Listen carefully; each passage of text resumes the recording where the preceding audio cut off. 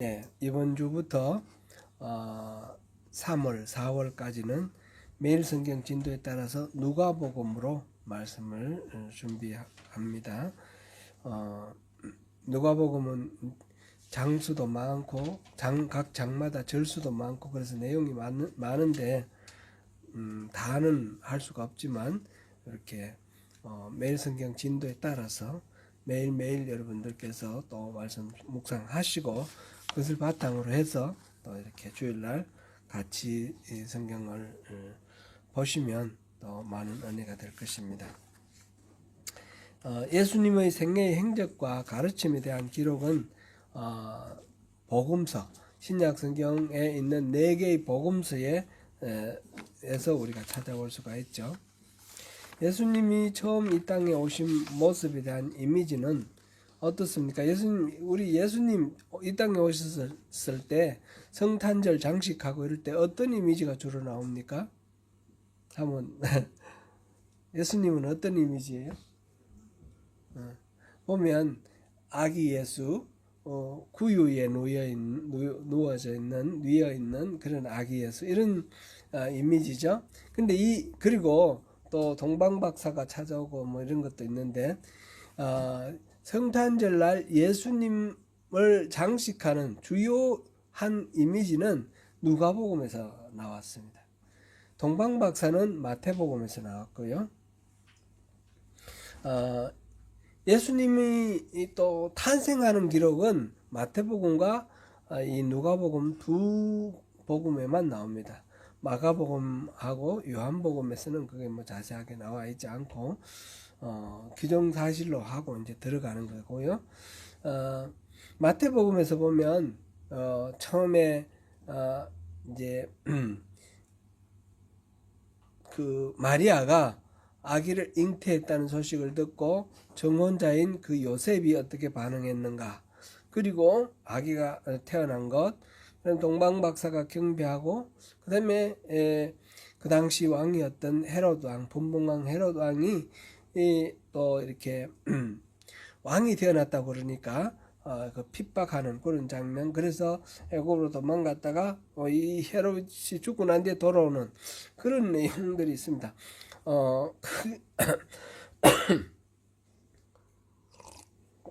예수님의 탄생에 대한 것은 한 줄이다 이렇게도 과언이 아니죠. 그렇게 간략하게 나와 있습니다.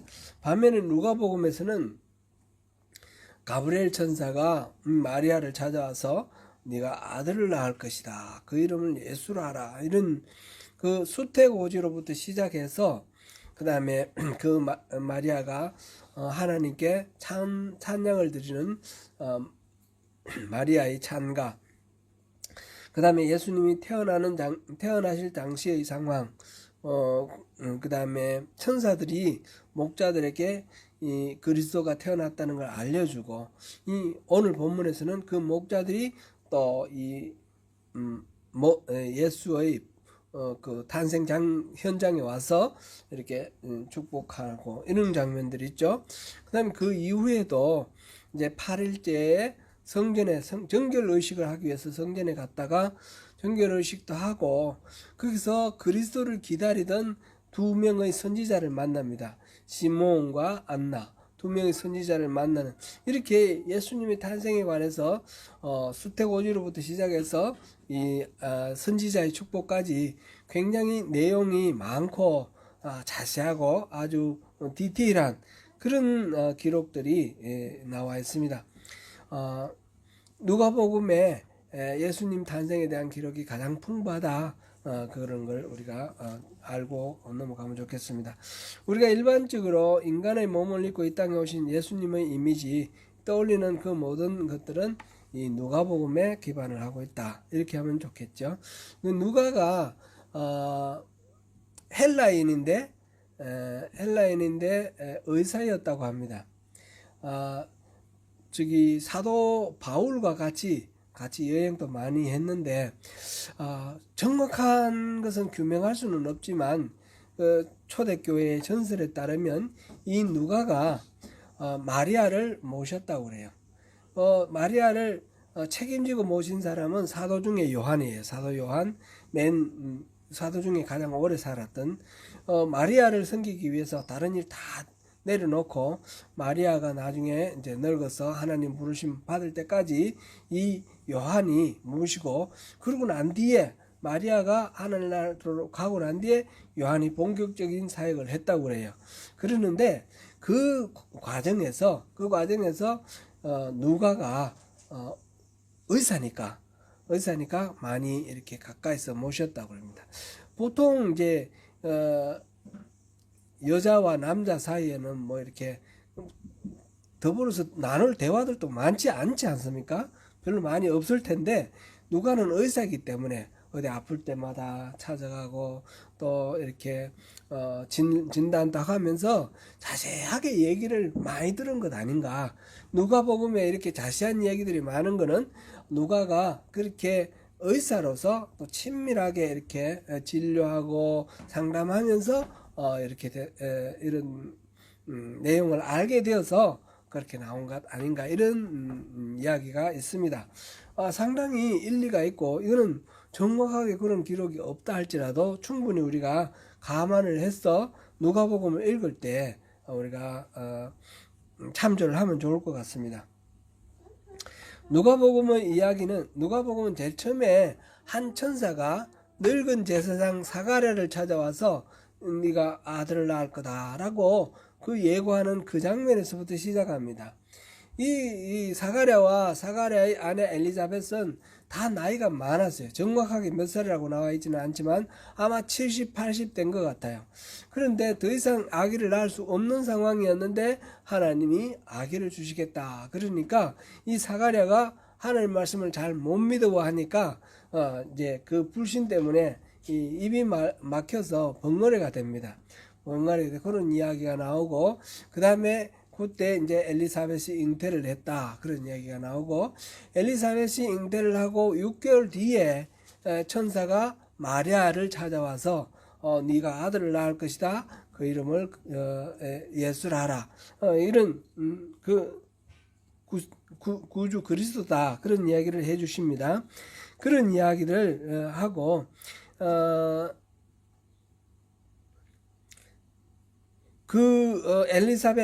사가랴와 엘리사벳 사이에서 태어난 사람이 아기가 바로 세례 요한이죠. 예수님보다 6달 먼저 태어난 친척이라고 그래요. 지금 보면 마리아가 이 아기를 숫대고지를 받고 아기가 잉태했을 때에 엘리사벳을 찾아가는 그런 장면이 나옵니다. 그래서 태중에 있는 요한이 예수가 엄을 반기면서 태중에서 막 뛰노는 그런 이야기도 나오는데, 그러고 보면 굉장히 가까운 친척인 것 같아요. 그런데 그 사가랴의 아들 요한의 탄생이 있고, 이 요한은 그리스도 메시아가 하나님의 나라를 이 땅에 실현시킬 때에 이 메시아의 길을 닦는 그런 선지자로 이 땅에 왔습니다. 예수님이 탄생한 지 8일 만에 그 이전에 예수님은 아기 예수를 잉태한 마리아가 이제 만삭이 되었을 때에 그 남편하고 같이 베들레헴을 찾아가는데, 그거는 그 당시 이 유대 땅이 로마의 정복하에 피정복지였습니다. 그 로마의 황제 아우구스투스가 인구조사를 명했습니다. 성경에 호적이라고 그랬는데 인구조사를 명을 해서 그 명령에 따라서 인구조사를 하는데, 인구조사는 두 가지 방법이 있다고 합니다.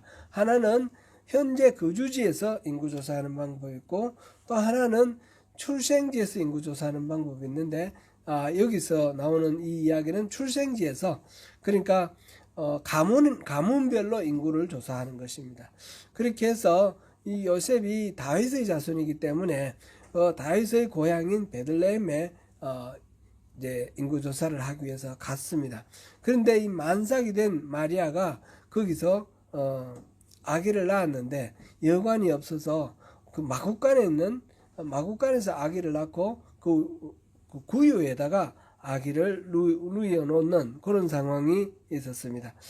예수님이 탄생한 지 8일 만에 모세 율법에 따른 정결의식을 치르기 위해서 성전에 찾아갔습니다. 그때 성전에서 그리스도를 만나기를 고대하며 기다리던 두 명의 선지자를 만납니다. 한 사람은 시므온, 한 사람은 안나. 이 시므온과 안나를 통해서 예수가 앞으로 어떻게 살아갈지, 이스라엘 백성들에게 어떤 의미를 갖게 될지 그런 것들을 예언하는 그런 내용이 나와 있고요.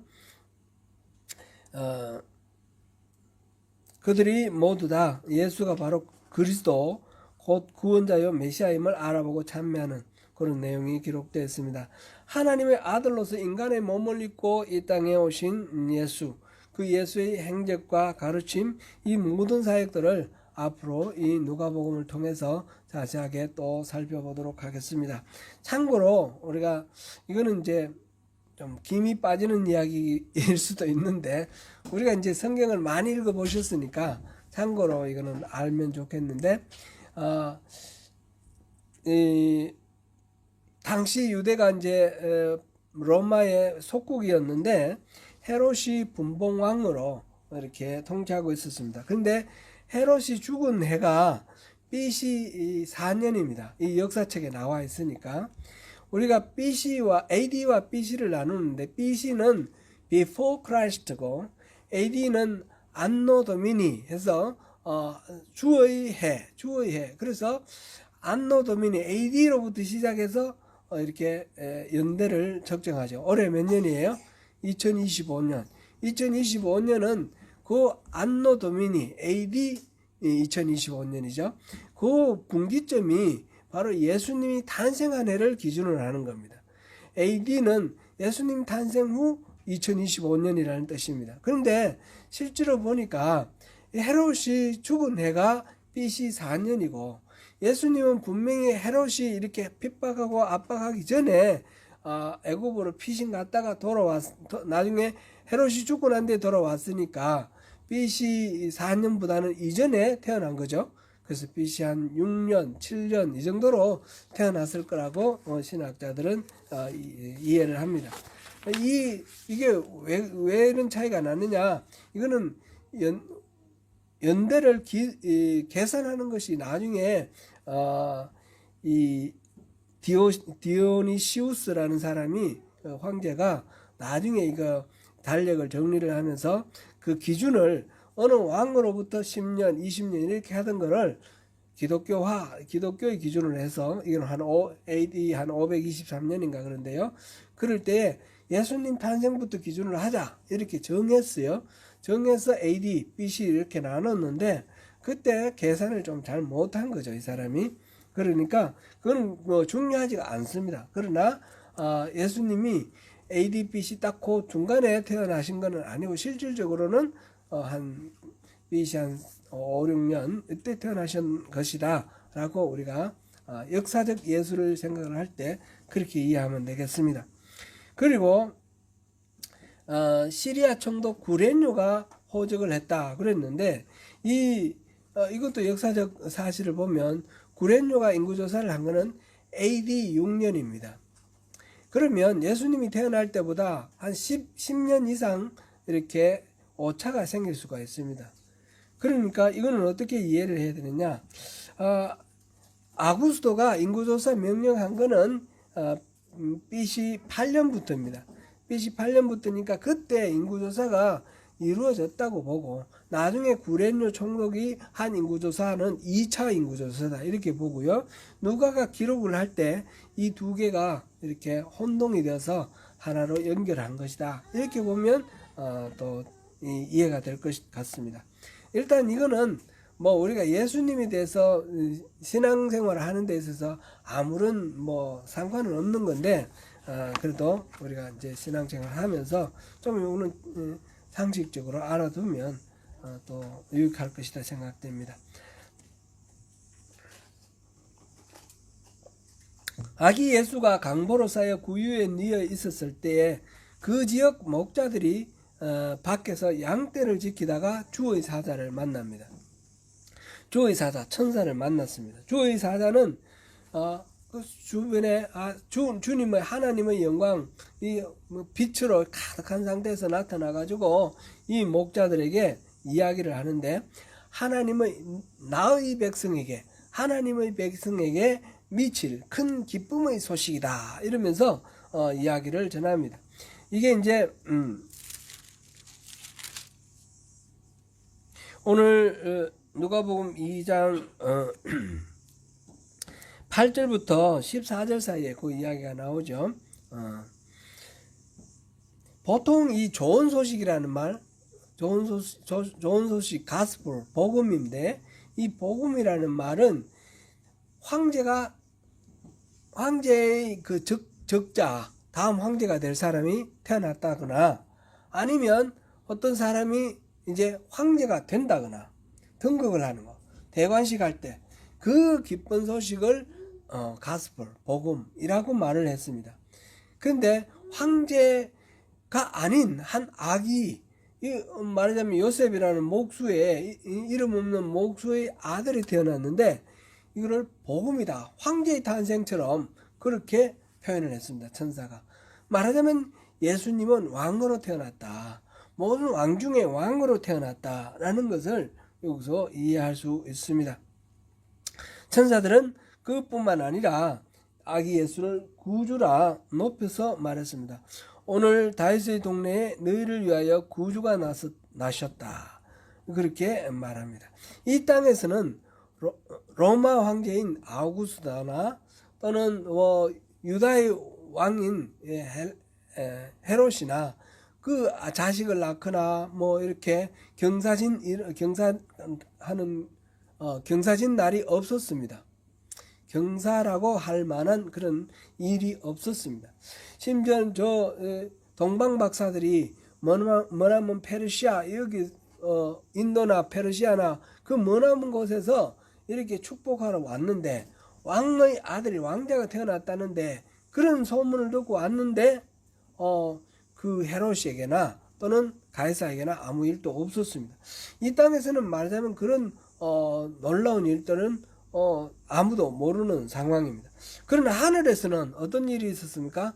수많은 천군 천사들이 예수님의 탄생을 기뻐하면서 축복하고 노래하고 찬송하였습니다. 그게 2장 14절입니다. 2장 14절 우리 같이 한번 읽어보겠습니다. 지극히 높은 곳에서는 하나님께 영광이요, 땅에서는 하나님이 기뻐하신 사람들 중에 평화로다 하니라. 아멘. 예수님의 탄생은 이렇게 하늘이 떠들썩할 정도로 큰 경사스러운 그런 일이었습니다. 그런데 그 큰 기쁨의 좋은 소식을 천사는 다름 아니라 목자들에게 전했다라는 것입니다.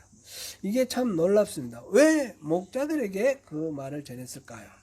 제사장에게 전할 수도 있고, 그 당시 또 다른 선지자들에게도 전할 수도 있을 거고, 왕에게 전할 수도 있는데 어떻게 목자들에게 전했을까? 그럼 우리는 이유는 알 수 없죠. 하나님의 마음인데, 근데 그 주인공이 된 목자가 얼마나 놀라운 그 영광의 주인공인가 우리가 한번 생각해 볼 수 있습니다. 여기에 대해서 저는 예전에 제가 오늘 이 본문은 성탄절 설교 본문 아닙니까? 그래서 성탄절 설교를 이렇게 찾아봤더니 제가 2016년, 17년, 18년, 19년 성탄절 설교 본문을 바로 앞에 거를 주로 했더라고요. 8절부터 14절. 그 하면서 한 2번 정도가 언급이 되는 얘기가, 이 목자들이 레갑의 자손이다, 그런 썰이 있다. 이거는 정설은 아닙니다. 이거는 그냥 썰. 그런 기억나십니까? 레갑의 자손이다. 레갑의 자손은 그 조상 요나답이 자손들에게 내린 유훈인데, 절대로 이렇게 재산을 갖지 말고, 술을 먹지 말고, 그 다음에 씨를 뿌리지 말고, 이런 유훈을 내렸는데, 그러니까 세상에 이 부귀 영화를, 그런 걸 탐하지 말고 오직 하나님 나라에만 소망을 두고 양치는 일, 목축업에만 하라, 노마드의 삶을 살아라, 그런 유언을 내렸다라는 거죠. 그래서 그 예레미야서에서도 이 레갑의 이 자손들의 이야기가 나오는데 이 성전에 불러다가 술을 권하고 이런 장면이 나오죠. 근데 절대로 그런 걸 타협을 하지 않습니다. 그래서 이 레갑의 자손은 조상이 내린 유언을 지키기 위해서 이렇게 철저한데, 이 이스라엘 사람들은 하나님의 말씀도 안 듣는다. 그런 하나님의 말씀에 불순종하는 이스라엘을 질책하기 위해서 이 레갑의 자손을 모델로 이렇게 내세우는 그런 장면이 나오죠. 바로 그러한 삶을 살던 사람들이 이 근거지가 이 베들레헴 근처이기 때문에, 베닥게렘이라는 곳이기 때문에 아마 이게 계속해서 내려와서 이때까지 예수님 당시까지도 있지 않았겠는가 하는 그런 이야기가 전설 따라 삼천리처럼 내려오는데, 맞다 안 맞다 이런 거는 말할 필요는 없지만 거기서 우리가 인사이트를 조금 받을 수도 있을 것 같습니다. 하나님이 은혜를 베푸시는데 그거는 우리가 어떤 공로가 있어서 은혜를 베푸시는 거 아니에요. 은혜는 그냥 값없이 주시는 거고 우리의 공로하고 상관없이 하나님이 주시는 거지만, 그러나 하나님의 은혜를 사모하고 하나님 말씀 앞에 갈급하게 은혜를 구하는 자에게 은혜가 더욱 풍성하게 임한다. 그런 거를 우리가 많이 보지 않습니까? 그런 차원에서 이 목자들에게 하나님께서 이 기쁜 소식을 전해주신 이유가 그런 데도 있을 수도 있겠다. 그런 생각을 해볼 수가 있겠습니다.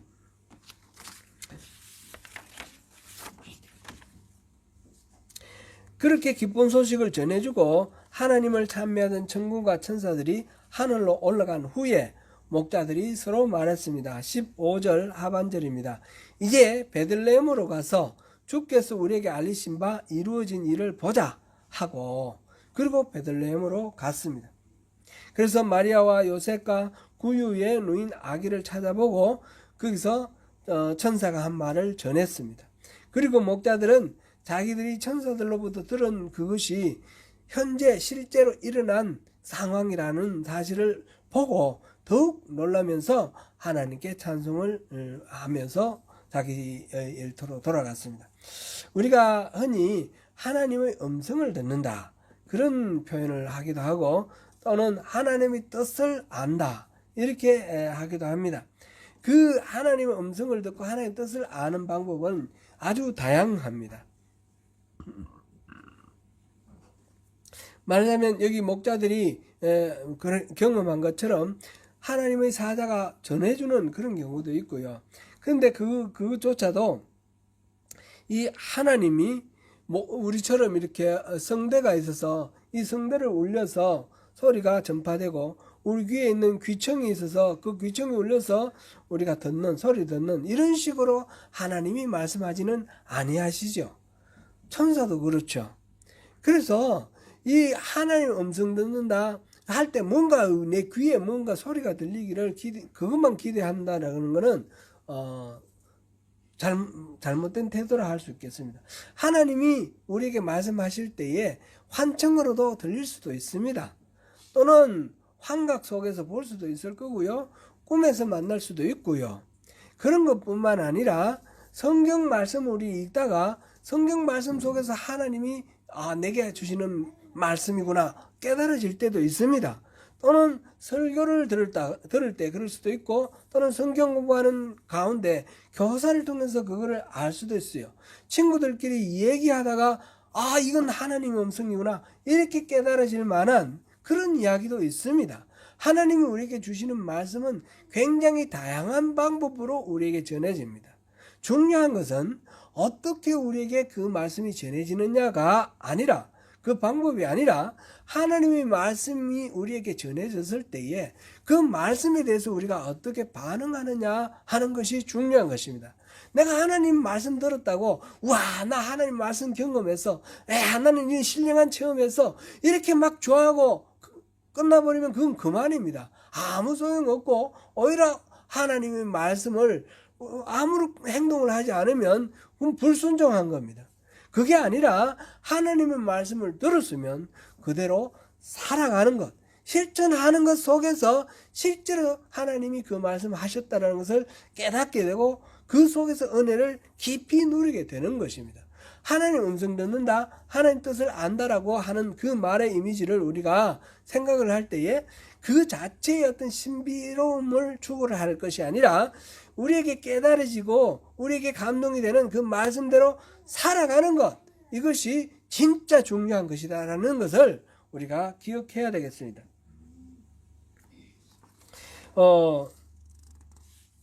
하나님께서 우리를 위하여 구주 예수 그리스도를 이 땅에 보내셨다는 이 누가복음 이 소식, 이 기쁜 소식 복음을 여러분들 믿으십니까? 아멘. 그러면 이 기쁨을 여러분들 누리면서 또 전하면서 그렇게 사셔야 됩니다. 러시아의 대문호 톨스토이의 단편 소설에 사랑이 있는 곳에 신이 있다라는 소설이 있습니다. 이 신은 하나님을 가리키는 말이죠. 그 내용을 잠깐 보면 이런 내용입니다. 그 주인공은 구두수선하는 마틴이라는 사람인데 아내와 두 자녀를 먼저 잃었습니다. 그리고는 막내 하나를 데리고 살다가 이 막내가 시름시름 앓다가 한 일주일쯤 이렇게 열병을 앓고 죽어버렸습니다. 그러니까 모든 소망을 다 잃어버렸습니다. 그나마 이 애 하나 남았을 때는 그 아이를 돌보아야 된다는 책임감, 그런 것 때문에 열정이 있었는데, 그래서 이 아들을 잃고 난 뒤에 절망을 해서 술만 퍼먹고 완전히 이제 폐인처럼 그렇게 살아갑니다. 그럴 때에 이렇게 순례를 하고 다니는, 여행을 다니는 한 노인인데, 자기가 나서 자라던 고향 사람입니다. 고향 사람이 이렇게 찾아왔는데 그 노인과 얘기하다가 자기가 절망적인 상황이다 그런 얘기를 하니까 하나님의 은혜를 구해야 된다 그러면서 성경책을 읽으라고, 성경책을 읽으면 그 안에 하나님의 은혜가 있다 그래서 성경책을 읽기 시작합니다. 근데 성경책을 읽어보니까 너무너무 재밌는 거예요. 처음에는 지루하고 재미없었는데 읽어보니까 재미있는 거예요. 누가복음 6장을 펼쳤는데 너희는 주여 주여 하면서 어째여 내가 말하는 것을 그대로 행하지 아니하느냐. 내게 나와 내 말을 듣고 행하는 자는 반석 위에 집을 지은 것과 같고 그렇지 않은 자는 모래 위에 집은 자와 같다. 그런 이야기를 들으면서 말씀은 행하는 거구나 이런 생각을 하면서 무척 흥미롭게 봅니다. 그 다음에 보니까 7장으로 넘어가면서 백부장 이야기, 나인성 과부의 아들을 살리신 예수님의 그 이야기, 그 다음에 향유 옥합을 깨뜨려서 예수님의 발을 씻어준 그 여인의 이야기가 나오는 거예요. 근데 그 이야기를 읽으면서 만약 예수님이 오시면 하나님이 오시면 신이라고 했어요. 신이 오시면 나는 어떻게 그 신을 막고 이 향유옥합을 깨뜨린 이 여인처럼 내가 뭐 해드릴 거는 뭐가 있을까? 그런 생각하다가 잠이 들었어요. 잠이 들었는데 밤에 음성이 들렸습니다. 음성이 들렸는데 어떤 음성이냐면 내가 내일 널 찾아올 테니까 나 좀 만나자. 기다리라. 그러는 거예요. 내일 찾아오시겠다는 거예요. 이튿날 자고 일어나서 다른 거는 모르겠는데 그 음성은 들리는 거예요. 하나님이 오늘 나를 찾아오신다. 그래서 하나님을 기다리면서 어떻게 하나님이 찾아오신다니까 궁금하지 않습니까? 하나님 찾아오시면 어떨까? 그런 기대를 가지고 이제 살아가는데, 구두를 만들면서 살아가는데 뭐 별일 없습니다. 그냥 평상시와 똑같이 그런 나른한 루틴이 이제 지나갑니다.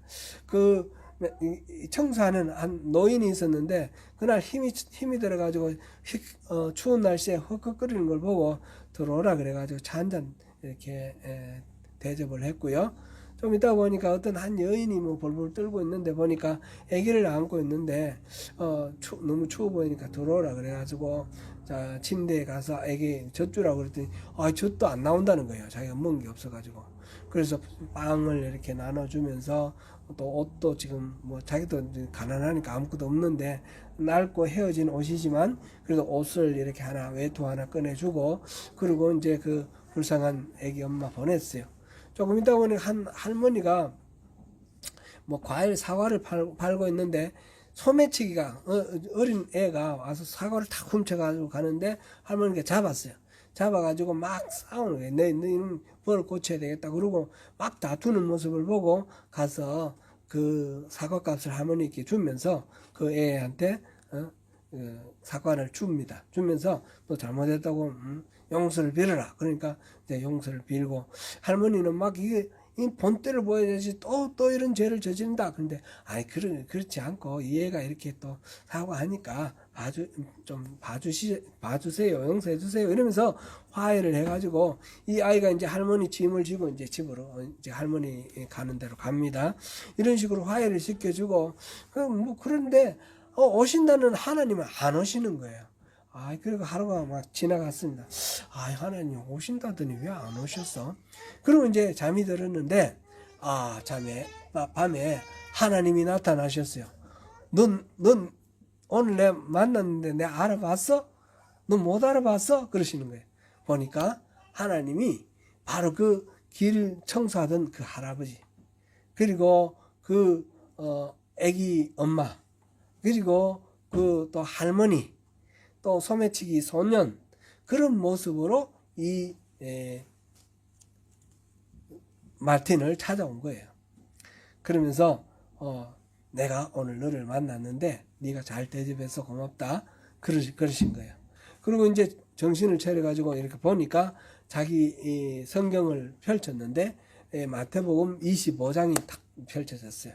마태복음 25장에 보면 내가 헐벗고 굶주리고 외롭고 힘들 때에 네가 나에게 입을 것을 주고 먹을 것을 주고 나를 찾아와 줬고 나를 위로해 줬다. 그런 말씀이 있지 않습니까?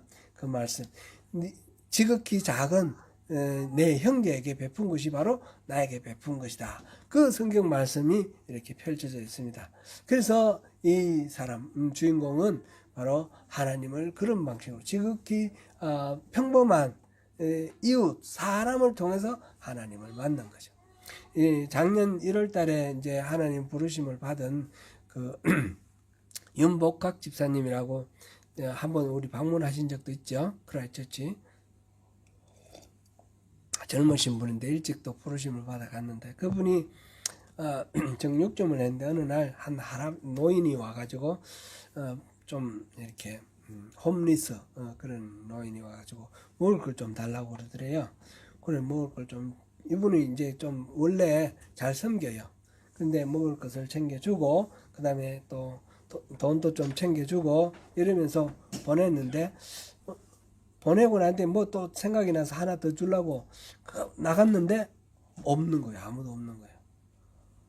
그럼 어디 갔을까 막 이렇게 구석 뒤졌는데 못 찾았답니다. 그래서 이제 이 윤복학 집사님은 제게 이제 그렇게 얘기를 했어요. 그분이 바로 예수님이셨다. 예수님이셨다. 저에게는 여러분들이 다 예수님이십니다. 여러분들이 한 분 한 분 다 예수님이십니다. 제가 여러분들이 헐벗고 굶주릴 때에 입히고 뭐 드시게 드리고 그런 걸 못했는데 그래서 제가 책망받을 거는 지극히 작은 자에게 행하지 않은 것은 나에게 행하지 않은 것이다 하시는 그 말씀을 또 드려야 될 부분도 있겠고 그 외에 또 제가 이 소명교회에 9년 있는 동안 항상 여러분들이 예수님이라는 생각을 하고 내가 할 일은 여러분들 옆에 있는 것이다 그런 마음으로 있었습니다. 여러분 서로 우리가 예수님입니다. 내 마음에 안 드는 그런 부분이 있어도 소매치기처럼 그런 경우 있더라도 내가 심판하고 정죄할 것이 아니라 이분이 예수님이시다. 이분은 무슨 사연이 있으신지 이분을 내가 도울 수 있을 만큼 도울 수 있으면 좋겠다. 그런 마음으로 이렇게 섬기시면 좋을 것입니다. 성경 말씀은 다시 한번 말씀드리겠는데 듣고 깨달아 큰 은혜가 되는 것으로 만족하면 아무 소용이 없습니다. 성경 말씀은 그것이 내 삶 속에서 구체적으로 실천될 때에 그런 걸 통해서 하나님이 살아계시고 나를 만나주시는 그런 은혜가 현실 속에서 이루어지는 것입니다. 제사장 사가랴의 아내 엘리사벳이 늙은 나이에 하나님의 은혜로 잉태한 후 여섯째 달에 천사 가브리엘이 갈릴리 나사렛이란 동네에 요셉과 약혼한 처녀 마리아를 찾아와서 내가 잉태하여 아들을 낳을 것이다. 그렇게 이야기를 했습니다. 이 마리아는 자신이 남자를 알지 못하는데, 이때 알지 못한다 이 말은 부부 생활을 안 했다라는 뜻이에요. 이스라엘에서는 약혼을 하고 1년 후에 이제 결혼을 하는데, 약혼은 했지만 아직 결혼을 안 한 상태였어요. 그런 처녀 상태인데, 그런데 내가 어떻게 아들을 낳을 수 있겠느냐 그랬을 때 천사는 말했습니다. 누가복음 1장 35절부터 37절 우리 같이 읽어봅니다. 시작. 천사가 대답하여 이르되 성령이 내게 임하시고 지극히 높으신 이의 능력이 너를 덮으시리니 이름으로 나실 바 거룩한 이는 하나님의 아들이라 일컬어지리라. 보라, 내 친족 엘리사벳도 늙어서 아들을 배웠느니라. 본래 임신하지 못한다고 알려진 이가 이미 6달이 되었나니 대저 하나님의 말씀은 능하지 못하심이 없느니라. 아멘. 이러한 하나님이 행하시면 능하지 못할 일이 없지 않습니까? 자기는 처녀지만 하나님이 하시면 얼마든지 잉태도 되는 거죠. 그래서 천사의 이 말에 마리아는 뭐라고 대답했습니까? 누가복음 1장 38절입니다. 마리아가 이르되 주의 여종이오니 말씀대로 내게 이루어지이다 하매 천사가 떠나가니라. 아멘. 그다지 특별한 지위도 없고 내세울 만한 어떤 자격도 없는 평범한 시골 처녀 마리아가 하나님의 은혜를 입어서 하나님의 아들을 잉태하고 낳게 되었습니다. 마태복음에 따르면 약혼자 요셉은 이 마리아가 잉태했다는 소식을 듣고 조용히 끊으려고 했습니다. 이걸 가지고 문제 삼지 않고 떠들썩하게 막 하지 않고, 이 요셉은 의인이기 때문에 조용히 끊으려 한다 그랬습니다. 그렇지만 마리아는 어떻게 됩니까? 그 다음에 정건한 이 요셉의 아기가 아니라면 이 사회적으로 그 당시에 어떤 율법의 규례로 따지면 돌로 맞아 죽어야 되는 간음한 여인으로 그렇게 또 오해받을 수밖에 없는 그런 상황 아닙니까? 그래서 하나님께서는 요셉을 움직이셔서 혼인을 하게 하셨습니다. 지금 마리아가 한 말, 주의 여종이오니 말씀대로 내게 이루어지이다. 지금 천녀의 상태인데 네가 잉태하고 아들을 낳을 것이다. 이 말이 주의 여종이오니 말씀대로 이루어지이다. 이렇게 말할 수 있는 그런 단순한 이야기가 아니지 않습니까? 어쩌면 생명을 잃을 수도 있는 그런 무서운 일이지만 그것조차도, 목숨조차도 하나님께 맡기는 그러한 믿음으로 순종을 하는 그런 말입니다. 그것은 전적으로 하나님의 은혜를 믿고 하나님께 자기 자신을 이렇게 맡기면서 믿음대로 살아갈 때 할 수 있는 그런 대답이었습니다. 마리아가 인구조사를 위해 남편 요셉과 같이 만삭의 몸으로 조상의 땅 베들레헴으로 갔습니다. 여관의 방을 구하지 못해서 마국간에서 아기를 낳았습니다. 9유에 아기를 낳았습니다. 그때 목자들이 와서 천사들이 한 말을 전해줬는데, 그러면서 하나님을 찬미했는데, 그때 마리아는 이 모든 말을 마음에 새기며 생각하니라. 이렇게 여기서 19절에 기록하고 있습니다. 마리아로서는 천사들이 처음 소태를 고지한 그 일이나 목자들이 와서 전해준 이 메시지를 듣는 이 상황이나 자신의 몸에서 태어난 이 아기가 어떤 아기일지 더욱 깊이 상고하며 또 마음에 새겼습니다. 비록 자신의 몸에서 난 아기이고 전적으로 자신에게 생사의 모든 것을 맡겨야죠. 젖소를 먹어야 되고 기저귀도 갈아줘야 되고, 이 아기로서 완전히 자기에게 모든 것들을 다 맡기는 그런 상황이지만은 이 아이가 바로 우리 이스라엘 사람들이 조상대대로 기다리고 기다렸던 메시아 그리스도라는 것입니다. 이 얼마나 놀라운 일입니까? 하나님이 믿고 내게 맡기셨으니 그리스도로 자신의 사역을 하게 될 때까지 이 아들, 이 아기는 내가 최선을 다해서 감당하며 섬기며 양육해야 되겠다. 그런 것을 깊이 묵상했을 것입니다. 어머니라고 해서 어떤 특별한 주장을 하거나 할 그런 권리는 없습니다. 이 아기는 하나님의 은혜로 난 하나님의 아들이니까 말입니다. 성도 여러분, 따지고 보면 우리 자녀들도 다 그렇습니다. 그리스도는 아니지만 하나님의 자녀인 것은 분명합니다. 우리 자녀들을 키우고 뒷바라지하는 것은 우리의 책임이고 권리입니다. 이제 어떤 대가를 바랄 수도 없는 의무이기도 합니다. 그러나 그 아기를 양육하고 하나님의 사람으로 이렇게 내어드리는 그 과정 속에서 하나님이 이 아기를 통해서, 이 자녀를 통해서 우리에게 베푸시는 은혜를 누리게 될 것입니다. 이제 말씀을 맺겠습니다. 사랑하는 성도 여러분, 우리의 구세주 예수 그리스도는 하나님이 보내주신 은혜의 선물입니다. 이 놀라운 기쁜 소식, 복음을 들으셨습니까? 복음을 들으면 그분을 만나기를 사모하시고 믿음으로 살아가시는 그 삶 가운데서 그분과 동행하는 그 선물의 가치를 누리게 될 것입니다. 또한 복음을 들으면 마리아처럼 우리에게 주신 주님의 모든 선물의 의미를 깊이 묵상하시는 가운데 주님께서 맡겨주신 사명을 잘 감당하는 저와 여러분이 되시기를 축복합니다.